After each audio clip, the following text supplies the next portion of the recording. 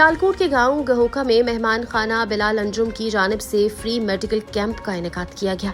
Sialkot information से मुदस्सिर रतों की खबर के मुताबिक फ्री मेडिकल कैंप सियालकोट के नवाही देहात गहोका के बासियों के लिए मयारी इलाज की फराहमी की गर्ज से लगाया गया। मेडिकल कैंप में MBBS डॉक्टरों वसीम और डॉक्टर जैन के अलावा पैरामेडिकल स्टाफ सुबह से शाम तक मरीजों को मुफ्त भी खिदमात फराहम करते रहे। दही इलाकों के लगभग 100 से जायद अफराद फ्री मेडिकल कैंप से मुस्तफीद हुए। इनमें बच्चों और औरतों के अमराज के माहिर डॉक्टर्स भी शामिल थे। कैंप में मुख्तलिफ अमराज की जदीद आलात से तशखीस और इलाज का बंदोबस्त किया गया।